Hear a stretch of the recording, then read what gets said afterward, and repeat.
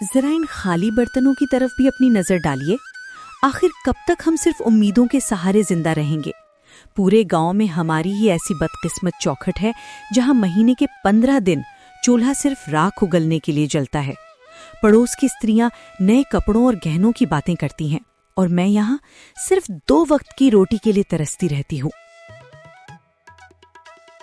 भाग्यवान, तुम जानती हो कि मैं मेहनत करने में कोई कसर नहीं छोड़ता। सुबह सूरज निकलने से पहले जंगल जाता हूँ और शाम ढले भारी बोझ उठाकर लौटता हूँ। लकड़ी काटना ही मेरा पुरखों का हुनर है और इसी से हमारा गुजारा चलता है। वक्त बुरा है, मैं मानता हूँ, पर मेहनत का फल कभी ना कभी तो मिलता ही है। तुम चिंता मत करो, मैं आज जंगल के उस हिस्से में जाऊंगा जहाँ की लकड़ियाँ शहर के बाजार में ऊंचे दामों पर बिकती हैं।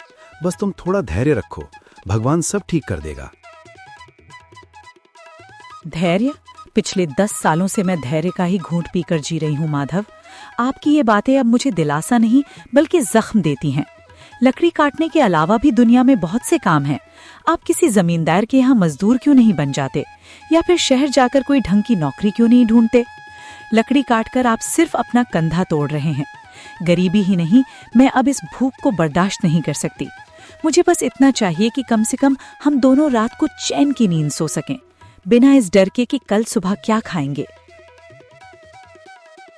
ठीक है भाग्यवान, अगर तुम्हें लगता है कि मेरी मेहनत काफी नहीं है तो मैं आज से ही दूसरे काम की तलाश शुरू कर दूंगा।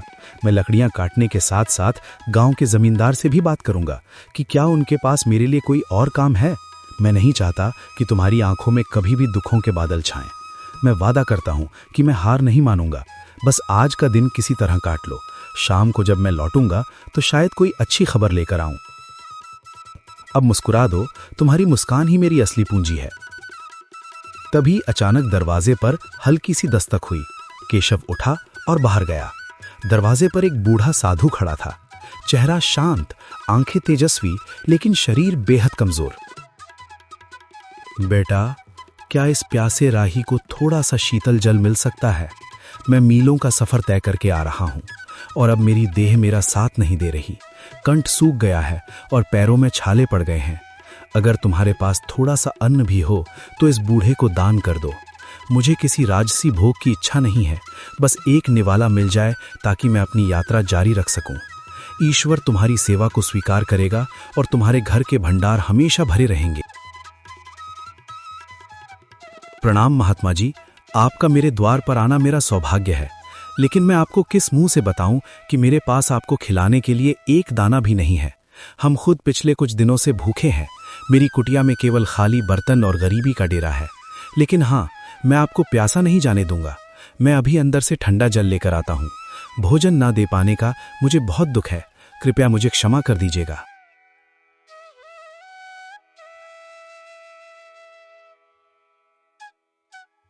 पुत्र, दुखी मत हो। दान देने के लिए धन की नहीं, मन की जरूरत होती है। तुम्हारी आंखों में जो करुणा है वो किसी भी 56 भोग से कहीं अधिक तृप्ति देने वाली है। तुम जल ले आए, वही मेरे लिए अमृत के समान होगा।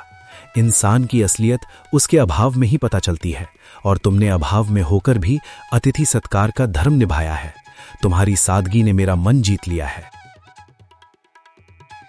हरिराम ने जैसे ही योगी को जल पिलाया, योगी का चेहरा चमक उठा।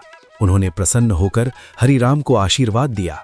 हरिराम, तुम्हारी सेवा भावना से मैं अत्यंत प्रसन्न हूं। मैं तुम्हें 3 ऐसे वरदान देता हूं जो साधारण मनुष्यों की पहुंच से बाहर हैं। तुम जो भी मांगोगे वो सच हो जाएगा। अपनी पहली इच्छा बताओ पुत्र, लेकिन याद रहे, वरदान का उपयोग सोच समझ करना। धन, वैभव, आयु या शक्ति, तुम कुछ भी मांग सकते हो। बोलो। महाराज, आपने मुझे बड़ी परीक्षा में डाल दिया। वैसे तो मुझे बहुत कुछ चाहिए, पर मैं अपनी बुद्धि का प्रयोग करना चाहता हूँ।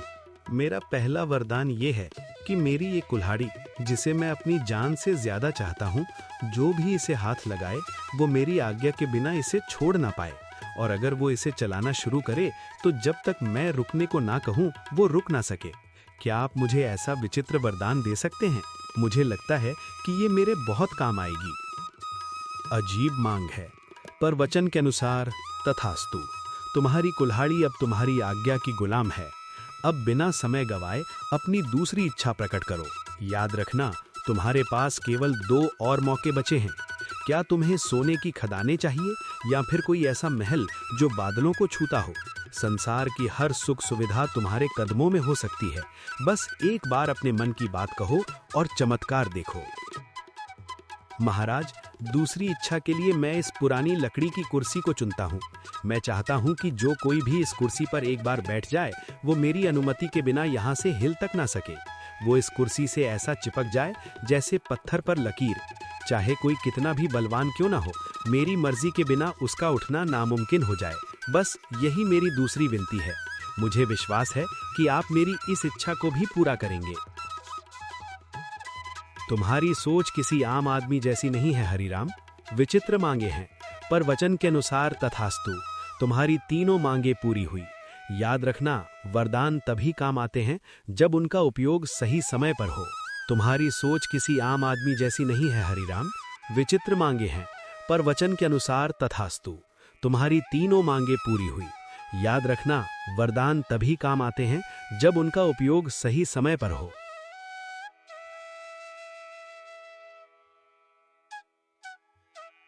साधु बाबा के जाते ही भाग्यवान, जो अब तक चुपचाप सब सुन रही थी, ज्वालामुखी की तरह फट पड़ी। उसे लगा कि हरिराम ने अपनी मूर्खता से सुनहरे भविष्य की बलि दे दी है। वाह माधव, क्या गजब की बुद्धिमानी दिखाई है आपने। साक्षात देवता आपके द्वार पर आकर कह रहे थे कि धन मांग लो, सुख मांग लो, पर आपने क्या मांगा? कुल्हाड़ी, कुर्सी और थैला। क्या इन बेजान चीजों से मेरा पेट भरेगा? क्या इन वरदानों से हमारे सिर की छत पक्की हो जाएगी? मैं यहाँ दाने दाने को तरस रही हूँ और आपने फालतू वरदान मांग लिया। आज आपने साबित कर दिया कि आप कभी तरक्की नहीं कर सकते। काश वो वरदान मुझे मांगने का मौका मिलता तो आज मैं इस झोपड़ी को महल बना देती।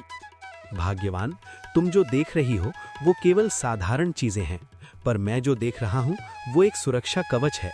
कभी कभी सीधे तरीके से मांगा हुआ धन टिकता नहीं है, पर बुद्धि से बनाई गई संपत्ति सदा साथ रहती है। तुम मुझ पर भरोसा रखो। ये 3 वरदान हमें वो सब कुछ दिलाएंगे जो तुम चाहती हो। मैंने जो मांगा है उसके पीछे गहरा रहस्य है, जो वक्त आने पर तुम्हें समझ आ जाएगा।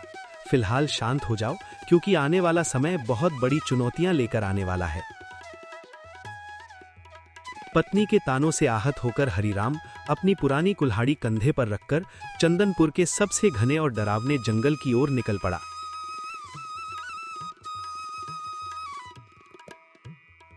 दोपहर की तपती धूप पेड़ों की घनी छांव को चीरने की कोशिश कर रही थी। माधव एक पुराने बरगद के पेड़ के नीचे बैठ गया। उसका मन अशांत था और पेट में भूख की आग जल रही थी। उसे लग रहा था कि शायद उसने सच में वरदान मांगने में गलती कर दी है। हे भगवान, क्या मेरी किस्मत में हमेशा ठोकरें खाना ही लिखा है? भाग्यवान सही कह रही थी। अगर मैं उस महात्मा से सोने की मोहरें मांग लेता तो कम से कम आज मुझे इस तरह भटकना तो नहीं पड़ता। पेट में अन्न का दाना ही नहीं, जंगल में भी अब सूखी लकड़ियां मिलना मुश्किल हो गया है। ऐसा लगता है जैसे ये पेड़ भी मेरी गरीबी का मजाक उड़ा रहे हैं। समझ नहीं आता कि मैं घर वापस किस मुंह से जाऊंगा। वहां तो सिर्फ खाली बर्तन और पत्नी की शिकायतें मेरा इंतजार कर रही हैं।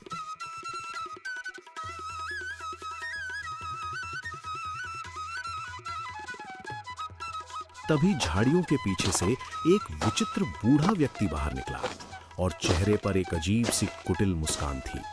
वो धीरे धीरे हरिराम की ओर बढ़ने लगा। हरिराम ने गौर किया कि उस बूढ़े के चलने की आवाज सामान्य नहीं थी। जब उसने नीचे देखा तो उसके होश उड़ गए। उस तड़कती धूप में बूढ़े के पैरों में कोई परछाई नहीं थी। अरे ओ नौजवान, इतना उदास होकर इस वीराने में क्यों बैठे हो? तुम्हारी आहें तो इस जंगल के पत्तों को भी सुखा रही हैं। क्या बात है? क्या तुम्हारी पत्नी ने तुम्हें घर से निकाल दिया है, या फिर ये गरीबी का भूत तुम्हारा पीछा नहीं छोड़ रहा? देखो, मैं इस जंगल का बहुत पुराना निवासी हूँ और मैं लोगों के दुख भांप लेता हूँ। तुम्हारी हालत देखकर मुझे तुम पर दया आ रही है। अगर तुम चाहो तो मैं तुम्हारी सारी दरिद्रता एक पल में दूर कर सकता हूँ। बस तुम्हें मेरी एक छोटी सी शर्त माननी होगी। बोलो, क्या तुम अपनी किस्मत बदलना चाहते हो? प्रणाम महानुभाव, आप अचानक इस घने जंगल में कहां से आ गए और आपको कैसे पता चला कि मैं अपनी पत्नी से परेशान होकर यहां बैठा हूं? आपकी बातें सुनकर मुझे थोड़ा अजीब लग रहा है। और ये आपके पैर में कोई परछाई नहीं है। आप कोई साधारण मनुष्य तो नहीं लगते। कहीं आप वही मायावी राक्षस तो नहीं जिसकी कहानियां हमारे बुजुर्ग सुनाया करते थे, जो लोगों को लालच देकर उनका सब कुछ छीन लेता है? मुझे आपसे बात करने में डर लग रहा है। फिर भी मेरी जिज्ञासा शांत कीजिए कि आप आखिर हैं कौन और मुझसे क्या चाहते हैं? हाँ, तुम तो बहुत चतुर निकले लकड़हारे। हाँ, तुमने सही पहचाना। मैं इस मायावी साम्राज्य का स्वामी हूँ। पर डरो मत, मैं तुम्हें चोट पहुँचाने नहीं बल्कि तुम्हारी झोली भरने आया हूँ। देखो, मेरे पास सोने की मोहरों से भरी ये 3 थैलियाँ हैं। इन्हें ले जाओ और अपनी पत्नी के हर सपने को पूरा करो। अच्छा खाना खाओ, अच्छा पहनो और इस झोपड़ी की जगह महल बना लो। बदले में मुझे बस इतना चाहिए कि आज से ठीक 1 साल बाद तुम्हें मेरे साथ मेरे लोक में चलना होगा और मेरी गुलामी करनी होगी। 1 साल की पूरी आजादी और बेहिसाब दौलत। सोच लो, सौदा बुरा नहीं है। हरिराम समझ गया था कि ये शैतानी राक्षस उसे अपनी जाल में फंसाना चाहता है, लेकिन घर की गरीबी और भाग्यवान के तानों को याद कर उसका मन डोल गया। उसने सोचा कि क्यों ना अभी ये धन ले लिया जाए और बाद में उन वरदानों का इस्तेमाल करके इस राक्षस से निपटा जाए। मालिक, आपकी बात तो सच है। इस तरह रोज रोज भूखे मरने से तो अच्छा है कि 1 साल तक राजाओं जैसी जिंदगी जी जाए। मेरी पत्नी को हमेशा मुझसे शिकायत रहती है कि मैं उसके लिए कुछ नहीं कर पाता। कम से कम इन मोहरों से उसे 1 साल की खुशियां तो मिल पाएंगी। पर मुझे डर है कि 1 साल बाद जब आप मुझे लेने आएंगे तो मेरी पत्नी और बच्चों का क्या होगा? खैर, जो होगा सो देखा जाएगा। मैं आपके सौदे के लिए तैयार हूँ। मुझे वो सोने की थैलियां दे दीजिए ताकि मैं अपनी बदहाली को दूर कर सकूं और 1 साल बाद मैं आपके साथ चलने का वादा करता हूँ। बहुत खूब, मुझे तुम्हारी बुद्धिमानी पसंद आई। ये लो सोने की 3 थैलियां। इनमें इतनी दौलत है कि तुम 7 जन्मों तक बैठकर खा सकते हो। जाओ और अपनी जिंदगी के हर पल का आनंद लो, ऐश करो, दान पुण्य करो या जो जी में आए वो करो। लेकिन याद रखना लकड़हारे, मैं ठीक 1 साल बाद इसी जगह इसी वक्त तुम्हें लेने आऊंगा।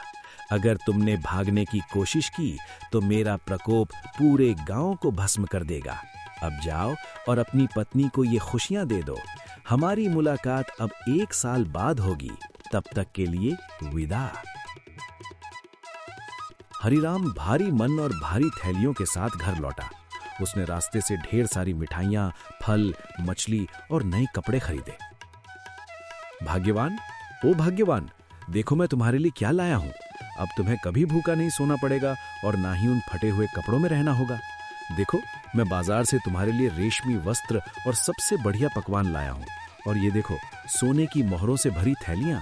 अब हम इस पुरानी कुटिया को तोड़कर एक आलीशान मकान बनाएंगे। पूरे चंदनपुर में हमारे जैसा अमीर कोई नहीं होगा। अब मुस्कुराओ और अपनी इस नाराजगी को छोड़ दो, क्योंकि तुम्हारे पति ने तुम्हारी सारी इच्छाएं पूरी करने का रास्ता ढूंढ लिया है। अरे, ये सब क्या है हरिराम? सुबह तो आपके पास एक कौड़ी नहीं थी और अभी दोपहर ढलते ही आप सोने की थैलियां लेकर आ गए। क्या आपने कहीं चोरी की है या किसी का खून किया है? इतने सारे पैसे आपको भला कौन दे सकता है? और ये मिठाइयां, ये कपड़े, मेरा तो सिर चकरा रहा है। मुझे सच सच बताइए कि ये धन कहां से आया है? कहीं ऐसा ना हो कि इन सुखों के बदले हमें कोई बहुत बड़ी कीमत चुकानी पड़े। मुझे आपकी आंखों में वो खुशी नहीं दिख रही जो इतनी दौलत मिलने पर होनी चाहिए। आप कुछ छुपा रहे हैं ना? भाग्यवान, तुम बहुत सवाल पूछती हो। मैंने कोई चोरी नहीं की है। मुझे जंगल में एक बहुत बड़ा काम मिला है जिसके लिए मालिक ने मुझे ये पैसे दिए हैं। उन्होंने कहा है कि मैं 1 साल तक आराम करूं और फिर उनके काम पर लौटूं। बस तुम इतना समझ लो कि अब हमारे अच्छे दिन आ गए हैं। आने वाले 1 साल में हम वो सब करेंगे जो हमने कभी सोचा भी नहीं था। जो भविष्य में होगा उसकी चिंता आज क्यों करना? अभी तो बस इस भोजन का आनंद लो और अपनी खुशियां मनाओ। बाकी सब मुझ पर छोड़ दो। भाग्यवान खुश तो थी, पर उसके मन के किसी कोने में एक अनजाना डर बैठ गया था। समय इतनी गति से चलता रहा। हरिराम, आज साल का आखिरी दिन है और आप सुबह से पागलों की तरह इस पुरानी कुल्हाड़ी को क्यों साफ कर रहे हैं? हमारे पास अब सोने की कमी नहीं है, फिर भी आप इस फटी पुरानी कुल्हाड़ी और लकड़ी की बेकार कुर्सी को अपनी जान से ज्यादा संभाल कर रखते हैं। मुझे सच सच बताइए, वो मालिक कौन है जिसने आपको इतना धन दिया है, और आज वो आपको कहाँ ले जाने वाला है? आपकी चुप्पी मुझे अंदर ही अंदर खाए जा रही है। क्या हम हमेशा के लिए जुदा होने वाले हैं? अगर ऐसा है तो मुझे ये धन दौलत नहीं चाहिए, मुझे बस अपने पति का साथ चाहिए। क्या आप मुझ पर इतना भी भरोसा नहीं करते कि अपनी परेशानी मुझे बता सकें? भाग्यवान, तुम व्यर्थ ही घबरा रही हो। मैंने तुम्हें पहले भी कहा था कि वक्त आने पर सब पता चल जाएगा। आज वो घड़ी आ गई है। जो धन हम पिछले 1 साल से इस्तेमाल कर रहे हैं वो कोई साधारण धन नहीं था। उसे पाने के लिए मैंने अपनी जान का सौदा किया है। लेकिन घबराओ मत, मैंने उस महात्मा से जो 3 वरदान मांगे थे वो आज हमारी रक्षा करेंगे। तुम बस इतना करो कि जब वो अतिथि यहाँ आए तो तुम घर के अंदर रहना, और चाहे जो हो जाए बाहर मत आना। आज मैं दिखा दूंगा कि एक साधारण इंसान की बुद्धि बड़े से बड़े मायावी को कैसे परास्त कर सकती है। बस मुझ पर विश्वास रखो और प्रार्थना करो। वो बूढ़ा आदमी अब अपने असली रूप में था, एक भीमकाय राक्षस जिसकी लंबी सींगें थीं और आंखों से अंगारे बरस रहे थे। बाहर निकलना लकड़हारे, समय समाप्त हुआ। देखो मैं अपना वादा निभाने आ गया हूं।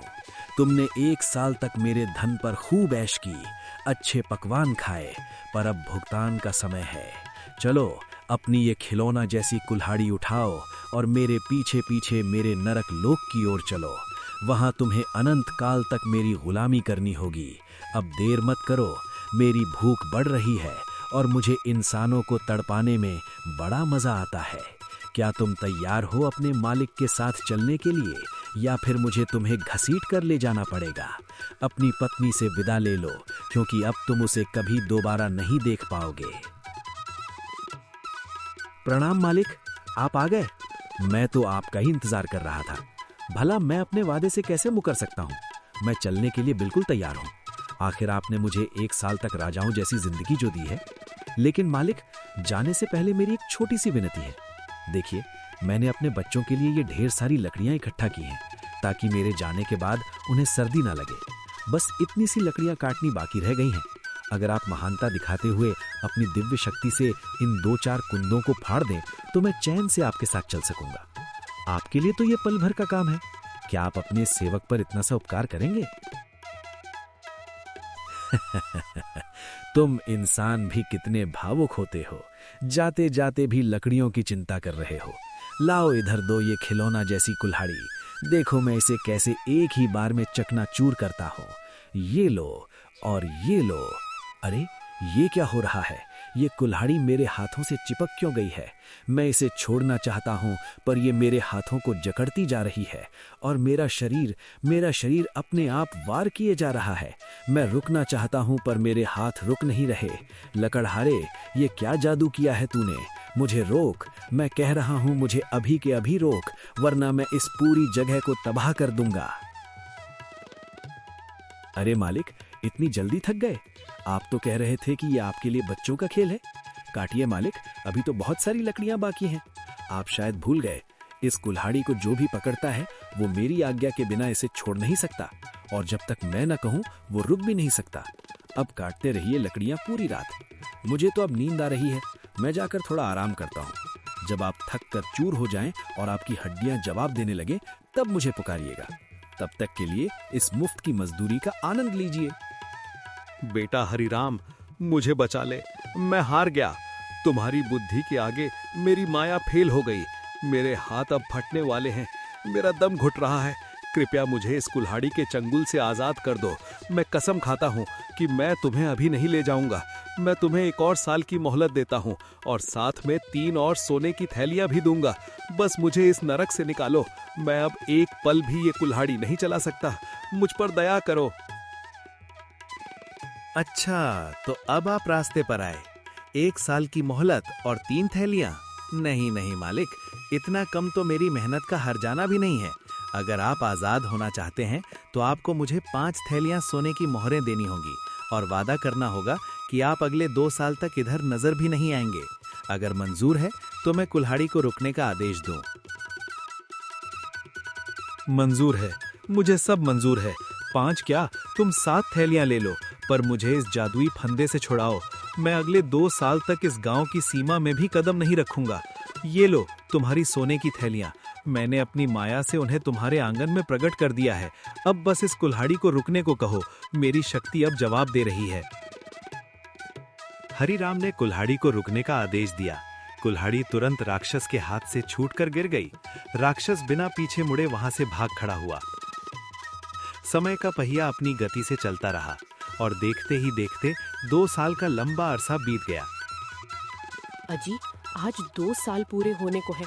पिछली बार आपने उस राक्षस को अपनी जादुई कुल्हाड़ी से धूल चटा दी थी, लेकिन मुझे डर है कि वो इस बार और भी ज्यादा तैयारी के साथ आएगा। क्या आपको नहीं लगता कि हमें ये गांव छोड़कर कहीं दूर चले जाना चाहिए? ये ऐशो आराम, ये महल सब बेकार है अगर आप सुरक्षित नहीं है। मेरी रातों की नींद उड़ गई है। हर आहट पर मुझे वही भयानक चेहरा याद आता है।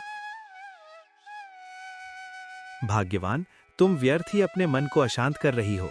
भय शत्रु की सबसे बड़ी शक्ति होती है और मैं उसे ये शक्ति नहीं देना चाहता। मैंने उन महात्मा से जो वरदान मांगे थे वो केवल खिलौने नहीं थे, बल्कि आत्मरक्षा के अचूक अस्त्र थे। आज की शाम हमारे लिए एक नई परीक्षा है और मैं इसके लिए पूरी तरह तैयार हूं।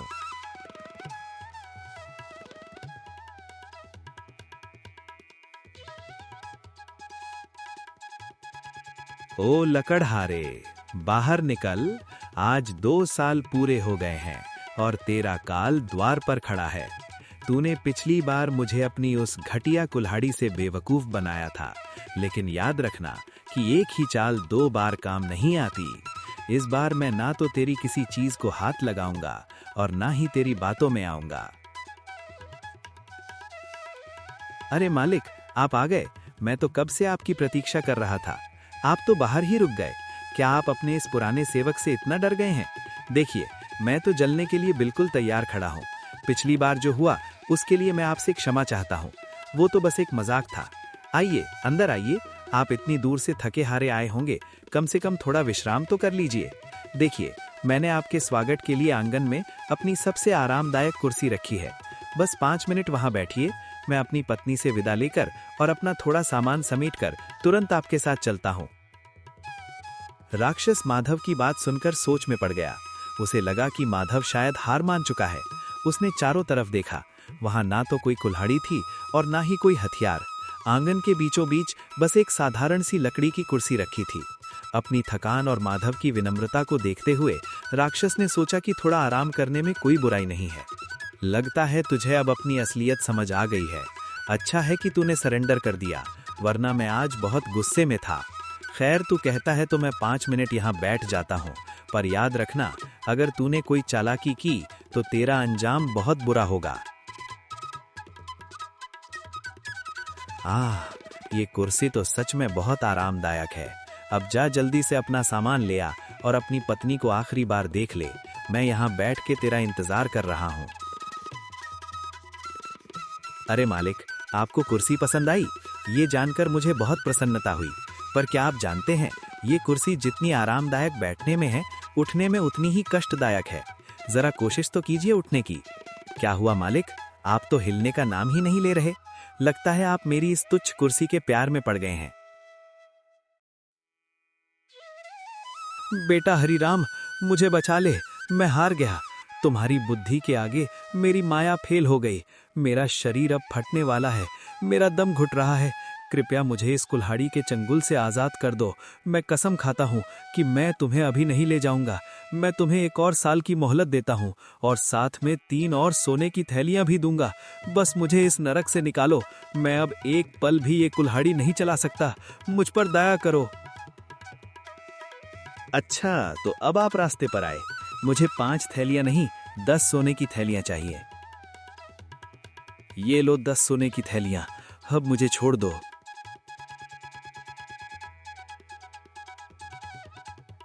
अब हरिराम की सूझबूझ ने हरिराम की जिंदगी बदल दी। हरिराम देखते ही देखते गांव का सबसे अमीर आदमी बन गया। अब वो सिर्फ लकड़हारा नहीं था, बल्कि देवपुर का सबसे सम्मानित व्यक्ति था। सीख, बुद्धि और धैर्य सबसे बड़े राक्षस को भी हरा सकते हैं।